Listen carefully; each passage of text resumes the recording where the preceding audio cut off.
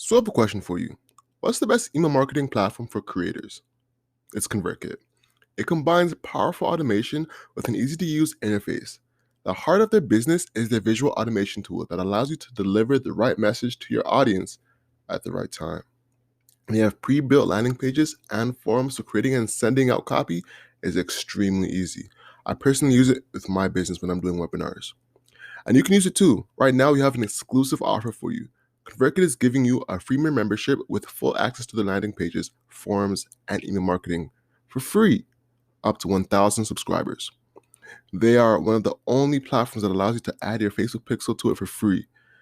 It allows you to create automation, and it allows you to get the ball rolling with your business. And of course, it integrates with Shopify, Wix, Squarespace, Gumroad, and a ton of other platforms. So what you're going to do is you're going to hit the podcast description and click the link there to get you to this freemium account. It's an amazing service, so make sure you try it out, guys. Let me know how it goes for you. I want to know. All right, let's get into the show.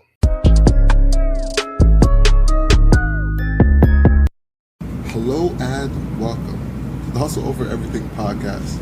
I'm Alex. And I'm Owen. And this is the podcast where we receive stories, tips, and tactics from entrepreneurs who've done it. Today is a Wildcard episode, so we're just here to chill, kick it with you, chop it up, you know what I'm saying? I just have some stuff we want to get into. So, got drinks on the rocks, man. That's a fact. That's a fact. Yep. Tell them what you're drinking, man. Man, it's almost done now. I'm drinking a lemonade right now. You know lemonade. What you got? So what's in a lemonade? It's a lemonade, rum, lemon, honey, and water. You know what I'm saying? Just like that. Nice and simple, man. I'm taking it back to the college days. The days when you couldn't order a drink at the bar. You didn't know what to say. The only thing you know is vodka and a mix. So this is a vodka cranberry. Mm-hmm. Very classic, hits the spot. Mm-hmm. And gets the job done. I hear you. It's college days. Yeah, you know what college I'm saying? days, man. When you're talking to girls that were wearing like jeans and heels to the club with like a Le Chateau top. So let's do that. I got a question for you. Which companies do you think are going to die over the next few years? Yo, whenever you ask me these questions, I'm just kind of like, which companies do I think will die? And we got to define die. What do we mean by die? Like completely out of business, no operating? Out of business.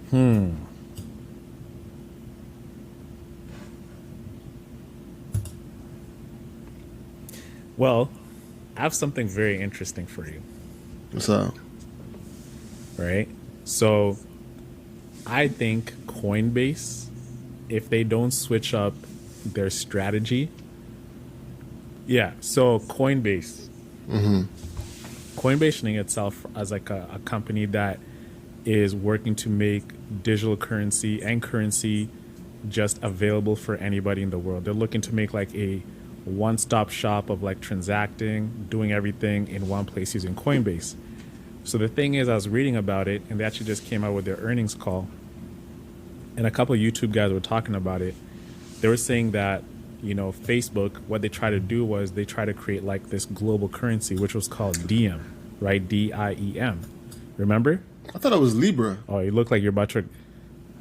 Is it Libra? I think the whole system was called Diem at the time. So they had the Libra coin, but the whole like platform was called Diem. Oh. So what that happened is like they went to all these governing bodies like China, Switzerland, all these different countries to try and get them to buy into this system.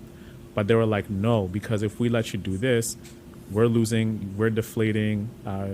Like our economy of our dollar is not really going to be powerful because we're using this. So every country has an interest of their own operating system using their own banking systems. So Facebook tried to do this and failed. Now Coinbase is coming into the same dilemma by positioning themselves in that same realm where Facebook was trying to do. They're thinking they can go to China, they can go to all these different countries and make like a currency using Coinbase. But what they don't realize, these governments, they have an interest in making their own coin using their own banking systems, because they don't want to lose power over that. They don't want to decentralize everything. They want to continue using the blockchain, but only for their own interests, which they will mandate through governing bodies. So Coinbase is thinking by going this strategy is going to work. So if they don't switch up their platform towards like something else working, like which is more about, hey, we're doing this more for just coins and etc., and grow their platform instead of going that route, which Facebook has already done it, but they did not succeed at it, things cannot look pretty for them moving forward.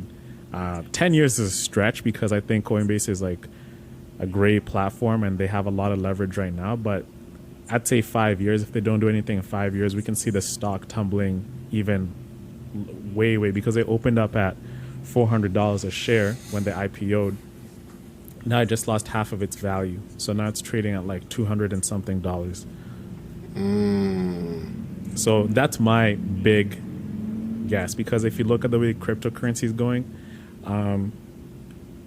a lot of experts are talking about how everything is just regressing back to the mean, right? It's reshuffling itself. Like before, like it was on a bull run, so now it's coming back and it's just reshifting back to like a place where it's a bear market now. It's regressing. Exactly. They're like it's regressing back to the mean, right?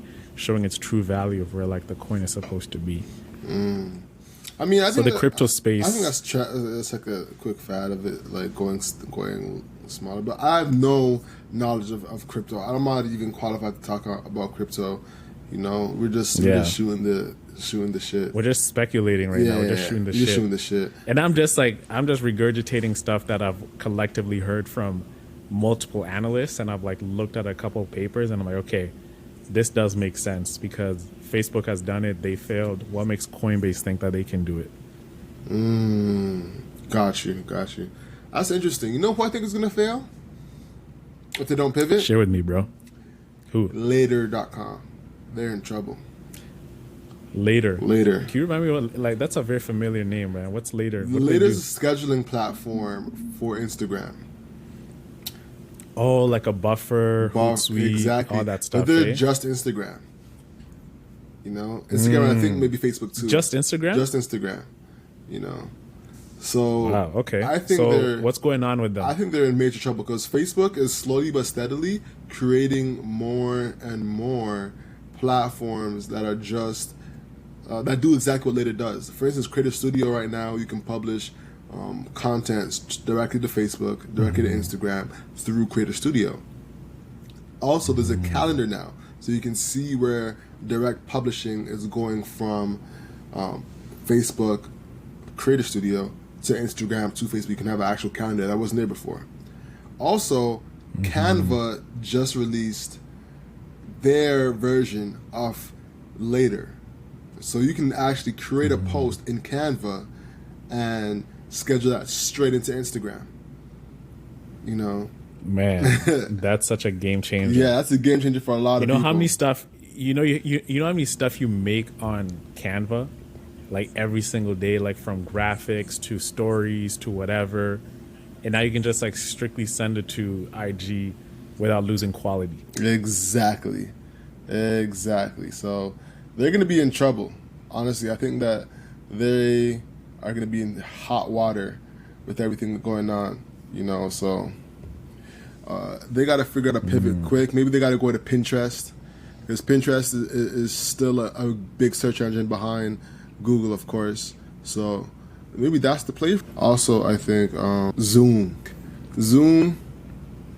doesn't have the hardware that Apple or Google has to compete in the marketplace long term. Right now they have the advantage because they can create software, but I see either Google either purchasing or poaching employees and just, you know, creating the exact thing that Zoom has, you know, with it allowing people to have multiple people, like 50 plus people in their, you know, in their rooms. So I think that's going to be like the big play. Clubhouse, of course, I don't think it's going to last long. Yes. What you mean? Okay. What changed, bro? Like let's talk about it. What changed? Because it's not that people could go out now because we're still in quasi corona. Like it's not like we're out here being, like regular life, right? Like this is still like something that is still going on. So what are you seeing that a lot of people have perhaps dropped off of using it, like when they're excited about using it before? I think capitalism happened to Clubhouse at a faster Scammers. rate. The Yeah. scammers, the Scam people. house? Did you say scam house? Nah, I said scammers. Scammer them there, yeah. Scammers. Oh. You know what I'm saying? This the Yes. scammers, the people that's just you know leveraging it for business only. Like we use Hmm. it for both business and like this networking, and we use it in a responsible way. Shout out to Janelle, shout out Yep. to Tia. Um, yeah, we use it in a really responsible way. Whereas a lot of people are I think leveraging it for just like either like a scam way or something that's not as efficient. And I think even Hmm. so, like people want to come on it for the tea, for um, the The the gossip. gossip, et cetera, et cetera, et cetera. So once that starts filtering out, then they're like, oh, it's not as fun anymore because people like me are on it. Hmm. You know what I'm saying? So I think that could be I some of hear it. you. But other than that, I'm not sure. I think it's just like it's also tedious. Like you have to be on it for an hour, sometimes in order to like get it going. And the dope. Oh, this is a big thing. The dopamine hits are different with Clubhouse. You don't get those on Clubhouse. You get that on every other social media platform besides Clubhouse. You know, with Instagram, you get dopamine hits. When someone likes your post. Same thing with LinkedIn. Same thing with Someone TikTok. watches your story. Exactly. You, Even with LinkedIn, man, it's like when someone watches your profile, it's like, rah, who watched my profile? Let me activate LinkedIn Premium so I can see who's stalking me. I hate that. I hate that. There's like a meme going on of like Will Smith, like that thing where they cut of him presenting Jada like this as if like she's some Yeah, some present yeah, when they're on the red carpet. So now someone took that and they put like whose video profile and they said the most nonsense notification that exists yeah. on LinkedIn is this, right?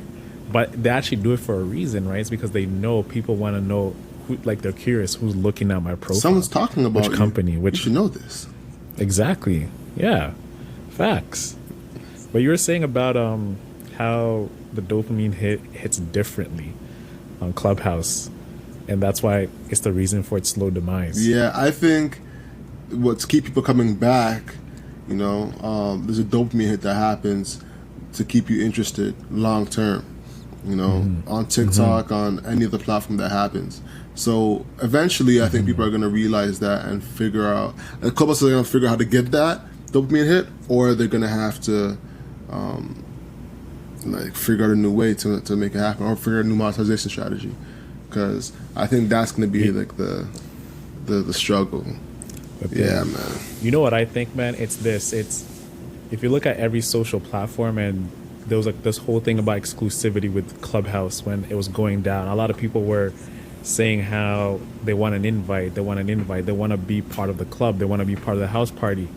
So one thing when people came in, when regular Joe Schmoes came in and they realized the amount of effort it took to actually get value out of Clubhouse, they're not really making a profile. They're not really going deep into it to really, showcase what they're about. And then there's also like that whole thing about, okay, I can be a stalker, but or I can be a contributor. So you have like the people who are lurkers. They must get tired of like probably not finding good clubs to join to listen on something. So they're not gonna come back to it. And they don't come back to it, now they forget about the app. They have other platforms that distract them from it. Then you have the people who use it a lot.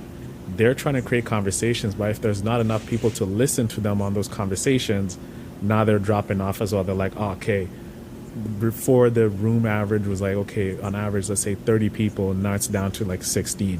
So I thought I had a voice before, but now there's no audience people to look. So they lose steam and they're like, okay, let me go back to what works. Let me go back to whatever was working for me before. And now Clubhouse has people have left the party because they're like, hey, if I can't contribute to this conversation and these conversations are taking so long, I'm going to leave the house.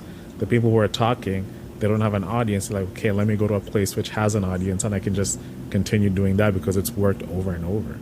Yeah, no, without a doubt. And man, other platforms are so much more addicting. Like TikTok is social media on steroids. That's a trap. It's a trap. Bro, you ever scroll on TikTok, bro? Like you're deep 17 videos, 18 videos, like in a matter of like 20 minutes, just enjoying. And then you're exploring, okay, who's this person? Let me look at their videos. Oh, who like this? And then it's just like a rabbit hole of addictive content. Have you gotten the message from like the person that pops up and is like, hey, you've been on TikTok for a while now. Try having a drink, going outside to play, or doing something else. And then this pops out. Have you seen that? Oh my God. Nah, bro. I realize this shit TikTok is so addictive, man, that I actually unloaded the app from my phone because I was like, man, I can, like, example, when I was going to bed, I was on this thing for a whole hour. I was like, I can't do this anymore. So the only time I go to it is like just to see how our profile is doing on TikTok. Like how many people have viewed our TikToks. Do you call them ticks? Look at us dating ourselves. I don't even know if they call them ticks, but yeah, I definitely got that old guy. I'm the guy that said, hey, you've been on this platform for so long. And it's very embarrassing. It's like, man, shut up. It's telling you to get out. Let me continue going back this rabbit hole. Try getting some sleep. It's late. Try getting some sleep. I'm like, bruh. Who are you, man? Like, leave me alone. Get off my crotch. You know what I'm saying? But yeah, what else we got, though? Facts, bro. What else we got? All right, so I got a question for you. Do you think that Drake is considered black excellence?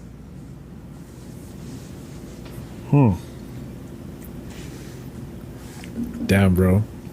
You almost made me choke on my drink with that question. Is Drake black excellence? So Drake is Jewish, first and foremost, and he's black as well.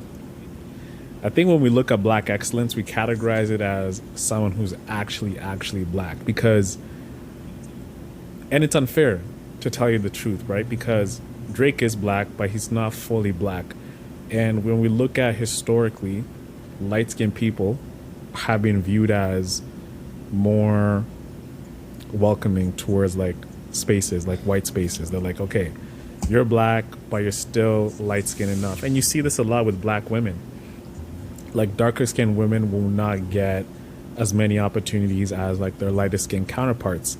Even Beyonce's dad one time even said, it was just like, hey, you know, like if Beyonce was a dark-skinned woman, you know, she would have a harder time achieving like the status and fame that she has at this height of her career, right? So colorism does play a factor into it. But is Drake celebrated as a black excellence the same way you would put as like a Daniel Kaluuya? I'd say probably not, right? Because like blackness is associated with darker skin because it takes triumph to get to a level of, you know, elite, like artist, actor, whatever, because you have a lot of hurdles coming in your way. But as a light-skinned person, you can be seen as you're afforded a lot of privileges because you're lighter skin. And he's Jewish as well too, meaning like the whole industry is controlled by people of like Jewish descent. So would I say he's black excellence? I'd say yes and no. I just think black excellence is connected towards a certain aspect of blackness, which comes from a level of hurdles and etc. But I don't think Drake is black excellence, bro. You don't think he's black excellence? I don't think so, man. Like he is, but he's not. He's not. Do you consider Malcolm X black excellence? Like,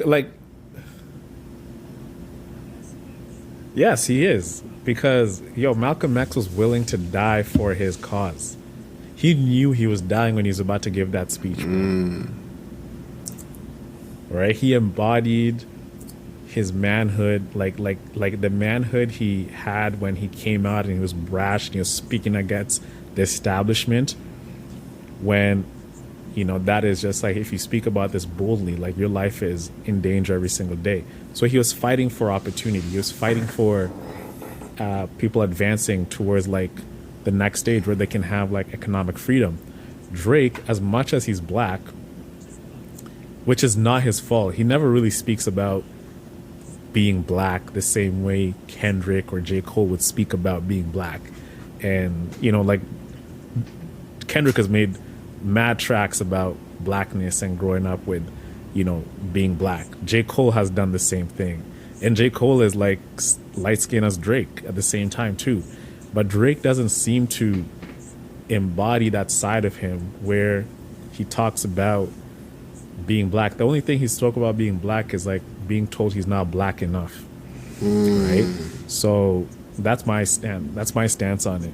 Drake has never really spoke about the black struggle or like embraced it the same way other artists would. I think it was No Guns Allowed, with Snoop. I forget what his exact song it was. I think it was that song. He was talking about like the crime in Toronto. He's also done a documentary about the crime in Toronto. So there's those two things, but what do you think? Do you consider him black? So here's excellence? the thing. I'm actually very torn on it because historically, there's a lot of light-skinned black people who have gone to do great things and are considered black excellence. Malcolm X, Bob Marley, Common. There's a lot of light-skinned dudes out there that are considered and held in that frame. So I find it very interesting. But I think when it comes to Drake, though, it's so hard to really embrace him in that light. You think he needs to say something in order to be considered black?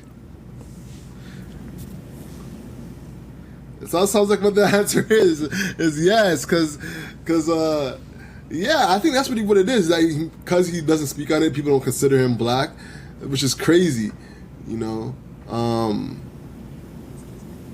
Okay, let's compare to another, let's get light skinned person that is very Drakey.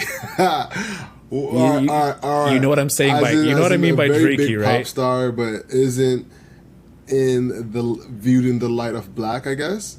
What do you mean by Drakey? Okay, exactly. Yeah, he's very Drakey, meaning like light skinned people that are in that stage.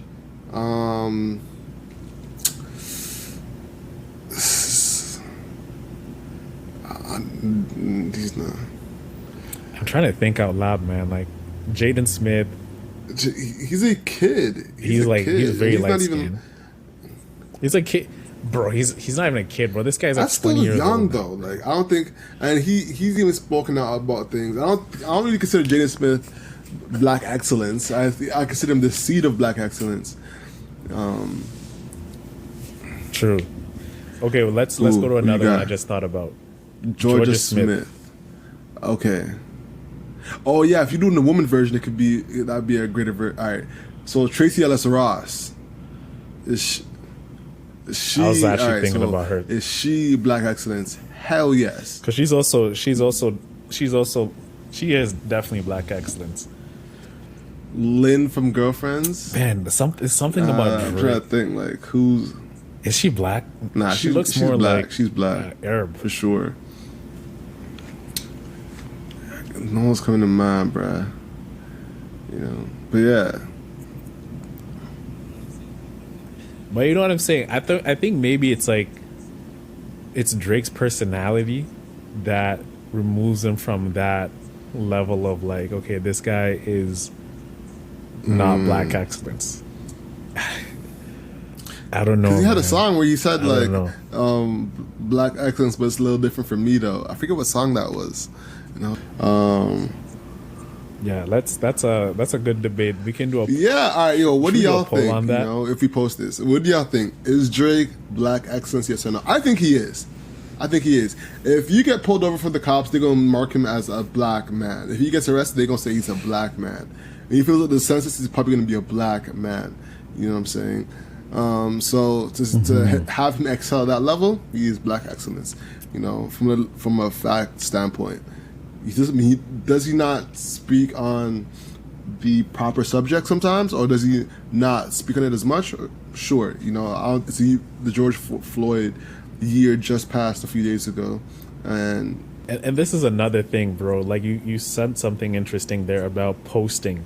This whole idea about posting when something happens, when a big event happens in the world, like what we just saw recently with the Palestinian and Israeli conflict going on in Palestine. So we had our own, for example, the black community had something with George Floyd, as you just mentioned, and now the Israeli community, the Jewish community, and the Palestinians are having their own thing right now. So you have the Palestinians who are suffering because you have the Israeli who are, you know, and mind you, speaking about this, I'm speaking from a position of just like, I'm not taking, because what's happening to Palestinian people is wrong. And now Jewish people are coming and saying that, hey, there is a lot of things that have happened on our side. They're getting like the brunt of it from people who are, you know, they're being anti-Semitic because of this whole thing. So now they're suffering. So both sides are suffering. So now you have people who are saying, why are you not posting when we were there to post for Black Lives Matter? Right? Why are you not posting on your IG story when to show support for the Palestinian community? And then when you show support for the Palestinian community, now you have your Hebrew friends who are coming to you and they're saying, bro, you have no idea what's going on or whatever. So now I question to you, is it an obligation, bro, to post something such as this? Especially when, for example, they might have posted about Black Lives Matter and etc. They're feeling as if people don't care about their cause when they cared about certain groups' causes. All right, so firstly, I think like posting the George Floyd situation had an actual cause and effect with everything that went on, you know. Firstly, I think that's one big thing to factor. Like that happened in America, in North America. So posting about it added to the flames to, you know, cause the change that should be happening from the George Floyd death. You know, do I think that posting about Palestine from my Black account is gonna change anything? No. You know, for one, I think what it does do is, you know, is give like a salute to, you know, Palestinian brothers and sisters, you know. So that's where I think like that gives them like, hey, we are seen type of vibe. So that's like the main thing, you know. Even still, like, don't get me wrong, there's still not as much change that has happened from the George Floyd death. I think there's been like 5% of actual police budgets that's been changed. You know, in terms of actual government body changing, that's not as much. But, you know, in terms of, you know, companies and, you know, industries reacting to the George Floyd death, it was a big thing. Also, the property that was damaged, you know, caused a big cause and effect, you know, that ricocheted across America. So I definitely think posting about George Floyd was very important. And when it comes to Palestine, the challenge that I'm finding is posting can have the exact same effect. You know, it feels like they're already at war. So like, how are we going to de-incentivize these people by posting? You know? I think what it is, it's a lot of people want to feel as if like you're on their side. And there are two YouTubers who I follow on YouTube Love Abba called and Abba Preach. and Preach. Two Ethiopian guys. Once, you know, Abba and They're both Preach, right? Ethiopian. So I know they Abba had a. is. Well, Abba is Ethiopian, but Yeah, I don't know I think about he's what Haitian Preach too. is. I Yeah, think he's yeah, Haitian. I yeah. believe he's. He gives Haitian I think vibe. he's Haitian, right? So, mad Haitian vibes. So they made a video about this whole thing about, hey, they're getting from their fans. They're asking them, why are you not posting about what's happening in Palestine? Why are you not doing this? Why are you not doing that? And simply, they were posting. They said, we're not going to post about it because we don't care. In a sense of, we care, but we're not going to post about something that we do not know about at all. And they flipped it back. They said, for you people who are asking us about why we're not posting about Palestine, did you post about anything about the genocide that's happening in Tigray, in Ethiopia? People were, they were shut down by that. They're like, no, you did not post about that at all. So people choose what they're going to support. People choose what they're going to get behind about. And this goes to say, Abba and Preach did not say we don't care about what's going on. Like, that is very tragic at all. But to speak about it and to become subject matters on the issue is something we're not going to go into because it's not our lane to post about it. So why are we going to do that when there are more qualified people to speak about it? So I posted about it because I read about it and I became, knowledgeable to know what's going on. But I was not really emotionally tied to it because it's not domestic, it's not in North America, it's in Palestine, it's in Israel, it's been going on for years.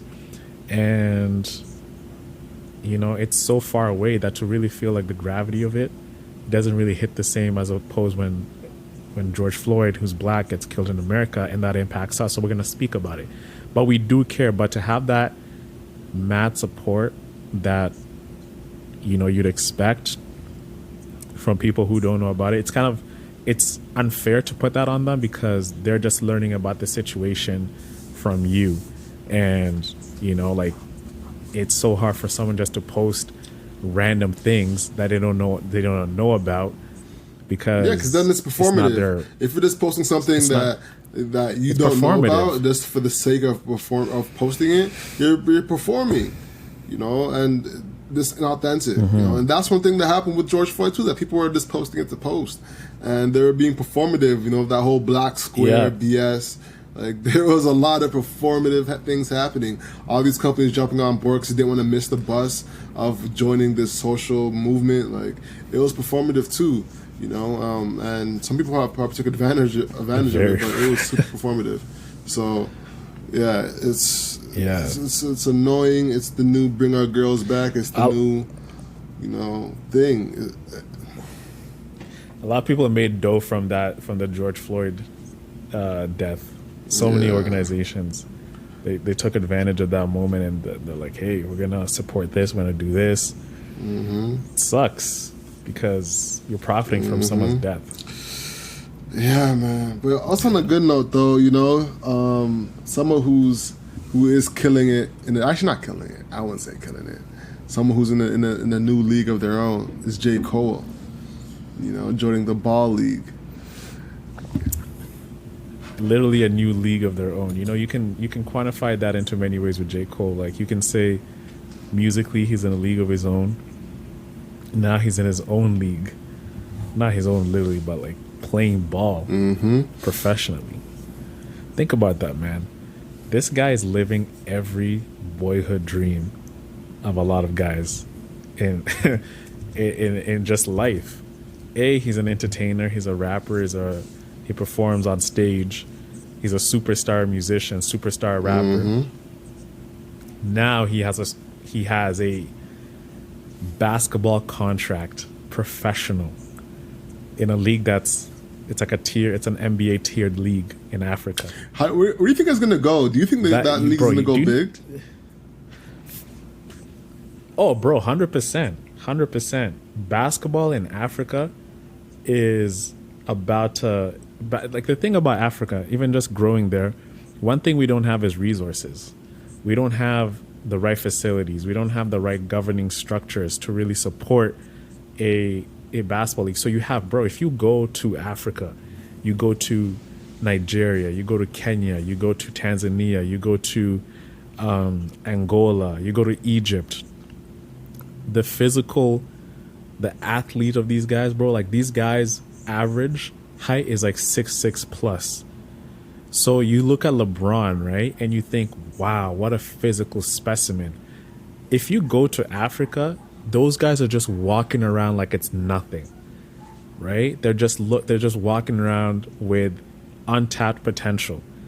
And you look at them like, wow, this guy could be a track star. This guy could be an athlete. So what people are realizing is, especially a guy like Masai Ujiri, Raptors president, he did a TED talk about it. He says sports can be the one thing that can bring Africa together and grow its economy, because you have all these great athletes such as LeBron, Serena, Naomi Osaka. who else do you compare? Naomi Osaka. You have all these great athletes, and they are there. But in Africa, they're so untapped. Now you're looking at guys like Siakam, Joel Embiid, all these African guys coming up, just picking up basketball at 18 years old. 5 years later, they're playing in the league. It's nuts. Right? Crazy. So Yeah. it's nuts.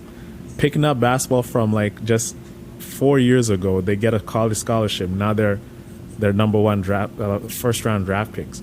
So the thing about the BAL, it's gonna grow as long as different countries set up the right facilities by it, which takes investments from the NBA, which takes the governments in these countries to actually support these initiatives and not just think about themselves. Because I think a lot of governing bodies in Africa, they only care about themselves.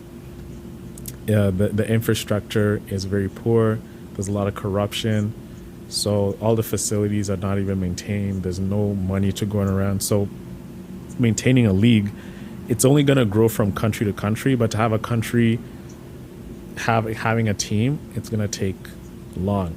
And the only reason Rwanda is hosting the league is because, bro, if you go to Rwanda, bro, it's like Really? Toronto. It's so advanced. It's coming from the whole mass genocide that happened years back to what it is now, completely, bro. You walk in, it's so clean. It's so clean. Like if you dirtify the streets, you can get a fine for it. Really? It's mad advanced. Yeah. So that's why they have beautiful arenas, they have beautiful facilities. That's why it's the inaugural country to host the BAL. So what Masai is thinking, he's okay, I'm gonna go to South Africa. We're gonna go to Egypt. We're gonna go to Kenya. We're gonna go to Nigeria. They're gonna build arenas in these different places, and then they can grow the game like from the ground up from there. So it's like a 20-25 year project. It's not gonna happen that quick to get to NBA level. I think whoever taps into this is going to make a lot of money off of it, man. Because thinking about like how, the NBA is predominantly black, and then having a whole league of just of all black men. Once they get the proper training and the proper resources, it's going to be a wrap for sure, for sure. Bro, imagine the pipeline of talent who come from the BAL to the NBA. Yeah, sponsorships that can come through. I think it's going to be a big economic thing for Africa, for sure. Yeah, but Even just jobs, people working, it's going to be economy. good for like the whole country's. That's exactly. a fact. That's a fact. Yo, man, some people on LinkedIn are so crazy. Bro, this guy has messaged me like for like the 18th time, dog. Man, it's insane. Yo, what kills me is the LinkedIn influencers. You know those LinkedIn influencer posts? It starts off saying, hey, I was walking for an interview the other day, and I came by and I stopped by a dog. Usually I would stop and continue walking, but something told me today to take care of the dog. So I sat there and I helped the dog while it helped become better. And I went on with my day. It took me long to get to the interview, but when I got there, I opened the office door. The person sitting in the chair turned around. And who was the interviewer? It was the dog. Fucking hilarious, bro. And then it's like some sappy post underneath was like, in life you never know who's who, so you just got to take care of everybody along the way. And I'm like, bro, shut the Shit hell post. up, man. People just do the most Shit to get post. likes on Yeah. LinkedIn. Them LinkedIn Yeah, heroes, LinkedIn man. is an interesting space, bro. And this is everybody trying to sell on LinkedIn, all up in your messages and your connects and everything they are aggressive on LinkedIn. Bro, they don't know that if I just accepted your invite, why do you hit me with a cold email like right away? You in a conversation, you never do like that. We don't just get to a conference and like, hey, I'm Alex. Hey, Alex, like we're selling this, and whatever. Do you want to be a client? Like, no. Talk to me first. Ask me, hey, what do you want? What do you do? Can I be of service to you? This is what we do. Qualify me first. But don't send me a request and then with a massive ask right away and just expect me to be interested in it. It's so Honestly. backwards, bro. I respect the grind of sales, but it takes a long time to really build a relationship. So that can actually be a quality sale, which leads to a referral. People got the whole game messed. Exactly, man. I just feel really confident lately about this is just about us, about the podcast. I feel really, it's different, bro. It's like an assurance more than anything. And I don't know Interesting. what it's about, but I feel like as we've lately been talking about our plans and working on stuff as a CRM, that we're like, I don't see us, it's our game to lose in a sense that we know what we got, we know what we're capable of, and it's on us to make that become a reality. So once that clicked for me, once I realized that everything that happens is because of us, and I've always inherently known this, but it just hits different now with, I think maybe it's maturity. Maybe it's like maturity of doing a lot of projects over the years and doing business over time, and you know what to do and you know what not to do. I just feel like I know what to do this time, and it's so clear. And it's like I'm extra happy because I already feel as if like that success, that result is already in existence, and the fact that I know how to attain it, it makes me extremely like excited just to get up every morning and live that purpose.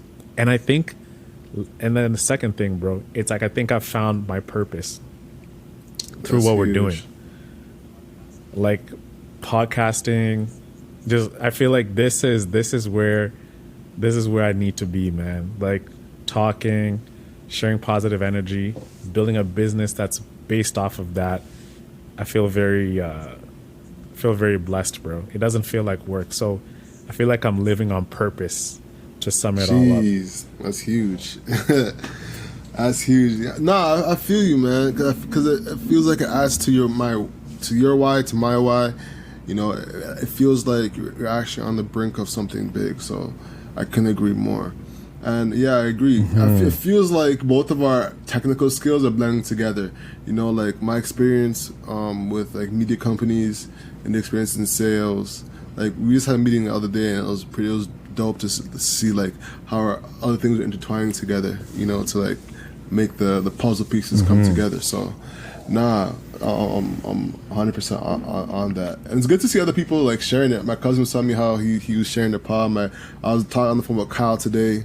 You met Kyle, yeah, and how they're just like sharing the pod, and they're reading our shit. No one comment. I hate how watchy Instagram is. People are reading it and engaging with it, but they're just not commenting and engaging. Like actually, you were like, commenting on it. I'm just like, y'all. And you know what's evident of that was when we did the 4 posts about which cover would work best, and we got so much comments on it, meaning that unless we ask them to comment and choose something or engage, they're not really going to act on it. So that means we might get 40 likes on something with 1,400 followers, but it's just people who are passively watching, consuming, and commenting, and etc. And I think as well too, bro, this is a business podcast. This is a business show. So some people might not have anything worthy to add with a business to a business podcast because we're helping them become business minded. Where the people who do comment, and you know who you are in tune with business each and every single day. So we're more educators more than people who entertain. If it's like a Daquan type of account or like a meme account where you can just type up laughing emojis and get quick reactions. For our page, I feel like we demand something that adds value towards the post because a lot of them they're very value driven. So just to comment, Yeah, it fire doesn't really emojis, go it with doesn't it. seem Yeah, as if yeah, it fits. I feel you. Yeah, that you need to add like something with substance. But if it's like a highlight reel, you're like, oh my god, that was an amazing dunk by Jason Tatum or whatever. So it's just different for our page because it's something that requires a lot of thinking. And IG is a place where you want to not think. You just want to consume and see someone's story, react with like a quick fire emoji, keep it going. It's like passively allowed you to just do stuff like that without thinking. But we require you to think because it's a thought-provoking conversation we have with these guests. Good point. Good point. Good point. What about you, man? Lastly, like to ask what's been brewing up in your mind lately. This could be personal. This could be business. I also want to add that your birthday is coming up too. So I'd love to get your thoughts on that as you're turning 28. Now I'm like, make it stop. You know what I'm saying? I'm like, make the age stop. I'm like, all right. You're feeling the leak happening. This eh? can stop right here. 27, 28. I can. So my birthday's coming up. I'm excited. I'm about to go hit up a cottage. That should be fun. You know, gonna bring some good alcohol, some good weed, a waffle maker, some games.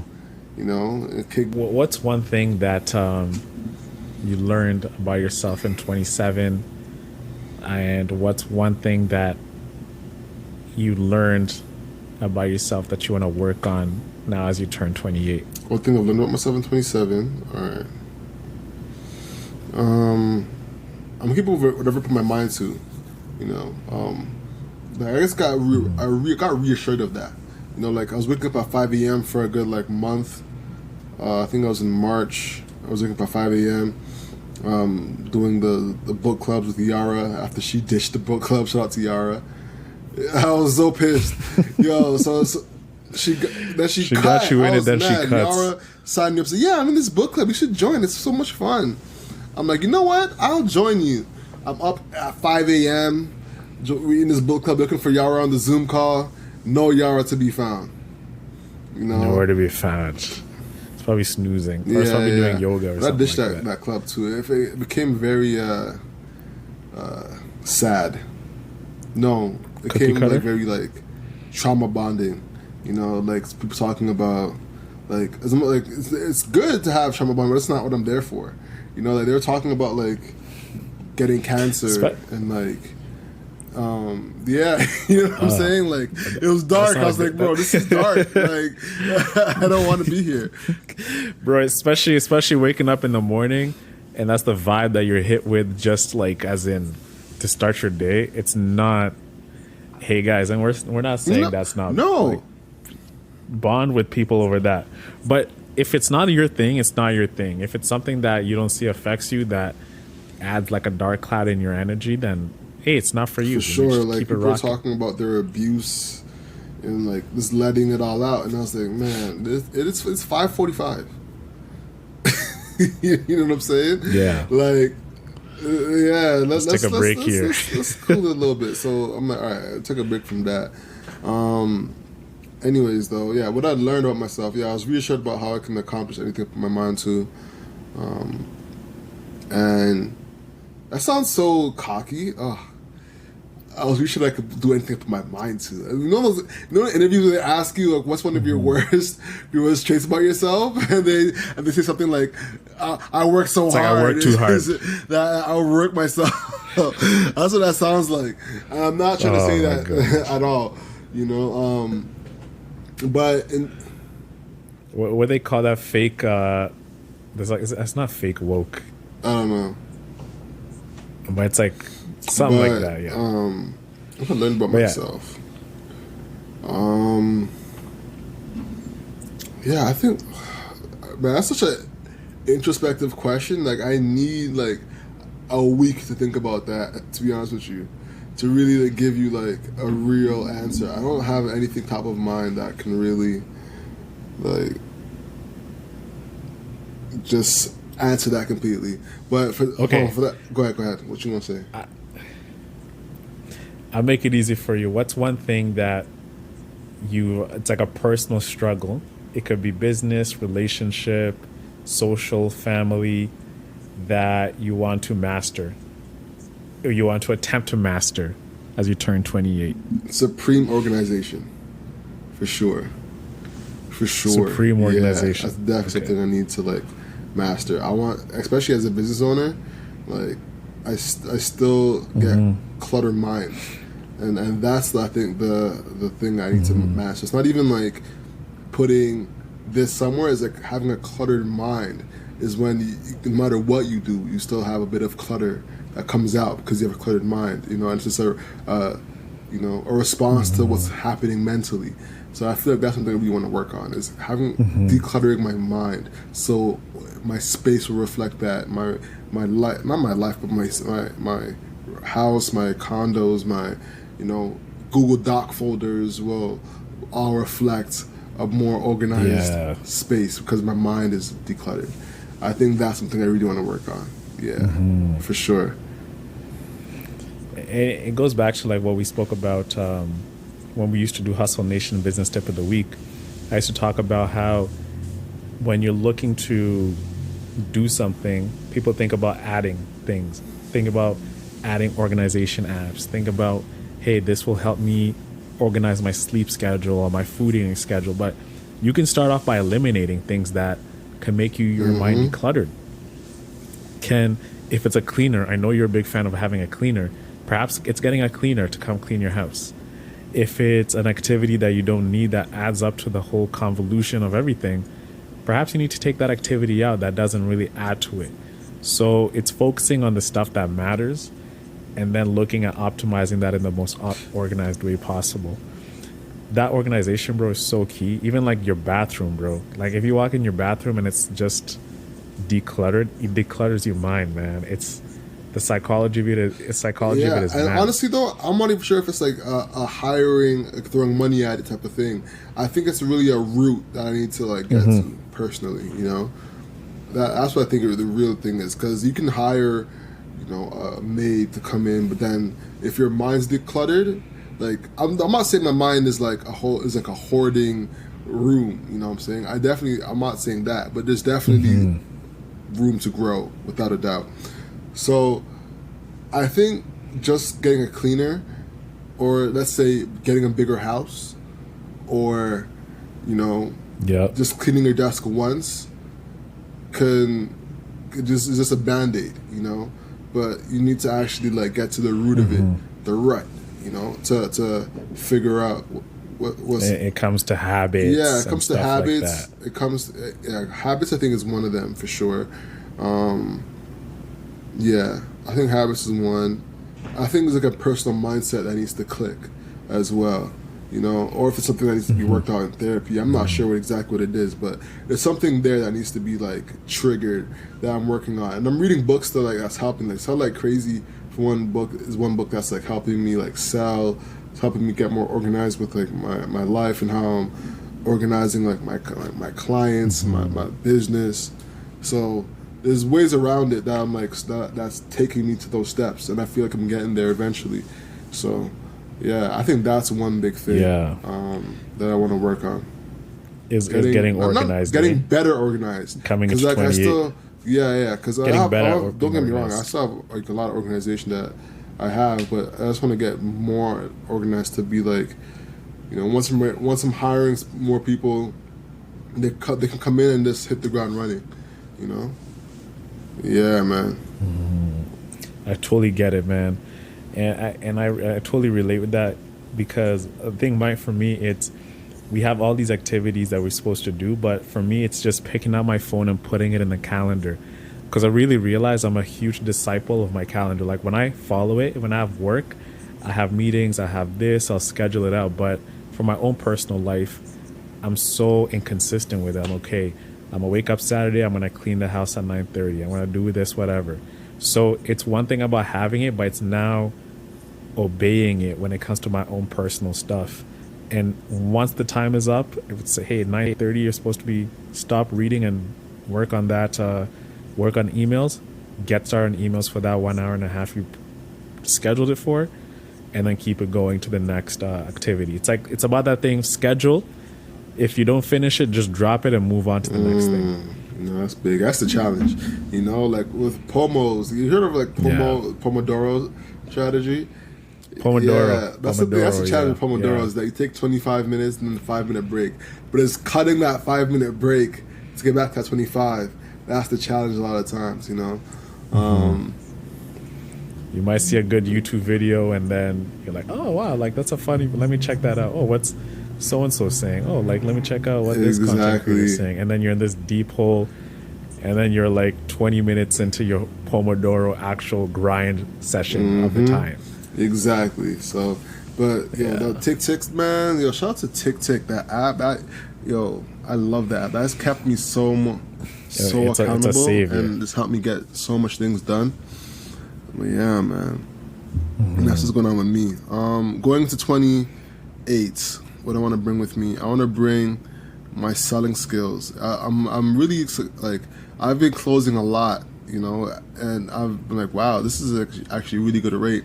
And I want to like stack up my inbound sales. I think that's one thing I'm starting to do well with Clubhouse and with the pod. So I'm like, all right, this is like the the main ways I want to start growing the biz. Yeah, exactly. The pipeline's there. You know what I'm saying? Like I have people that I haven't even responded to that want contracts right now.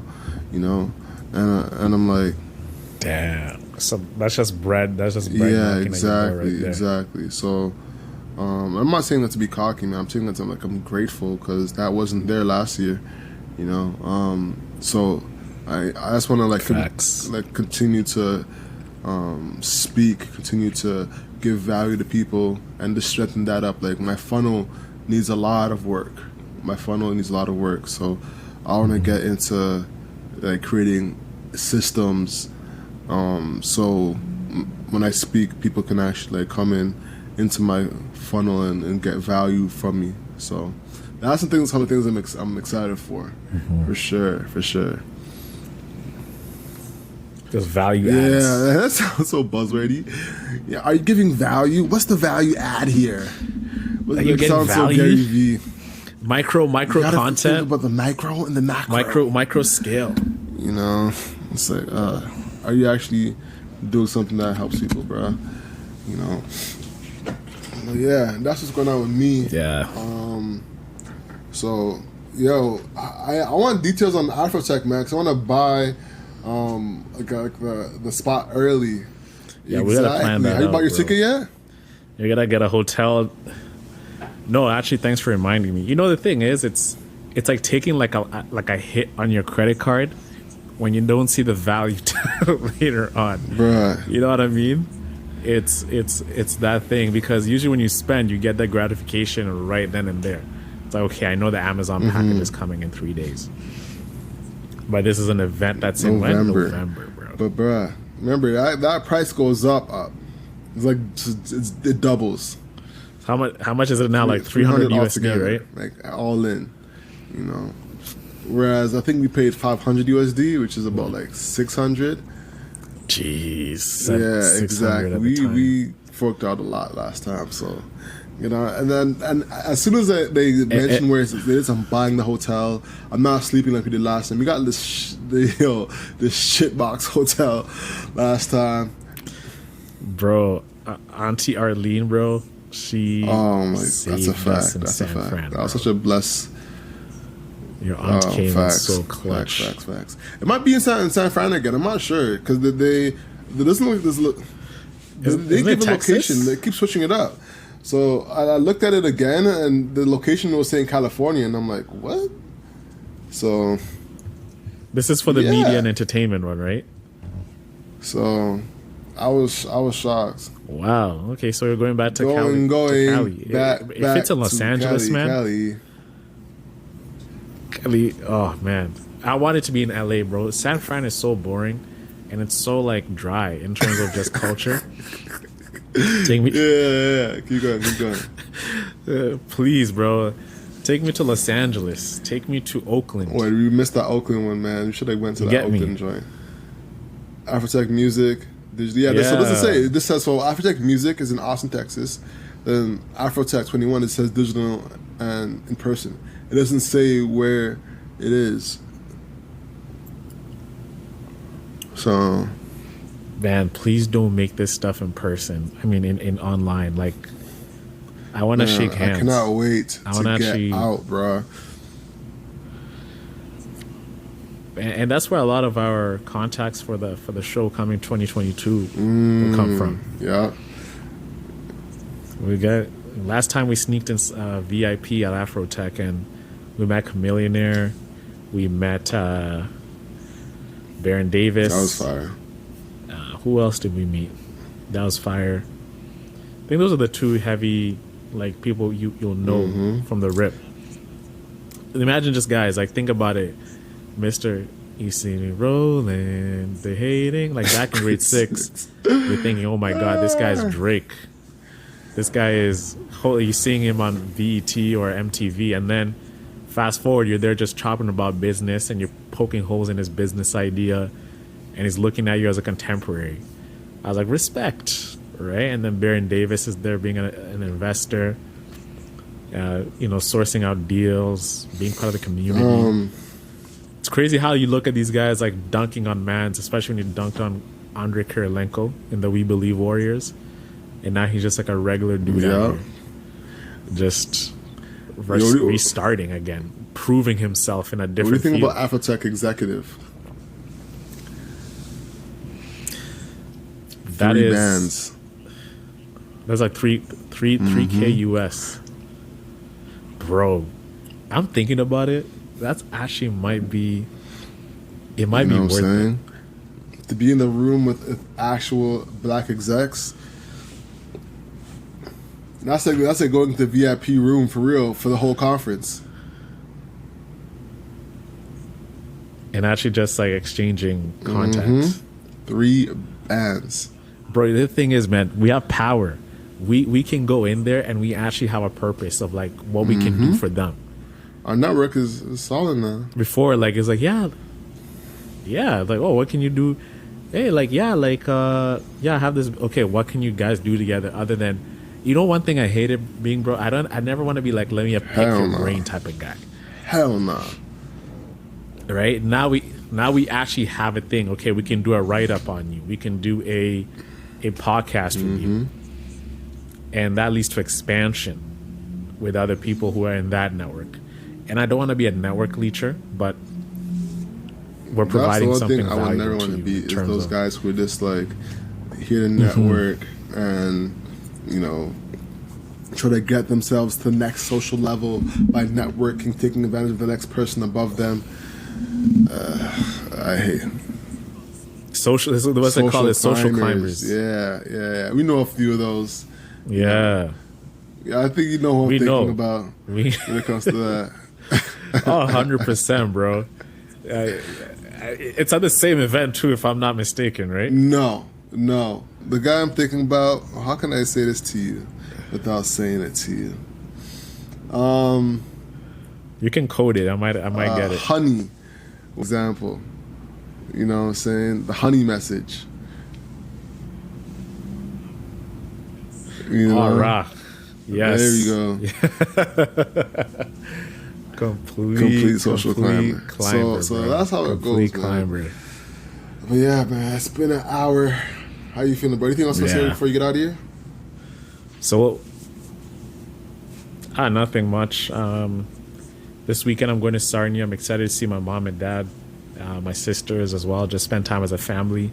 Being here in the condo alone, you can get really lonely. Sometimes you want to have like a conversation with someone. So I'm excited to be within family presence, man, and I'm thankful for that, to have my family. So I just want to extend my gratitude for that as a closing out message for the podcast. Just be grateful for your family, because at the end, that's Facts. all you got. I couldn't agree more, man. Shout out to the family. All right, ladies and gentlemen, with that being said, that wraps up the pod. Exactly. The hustle's what you can't control, so control your grind and control your life.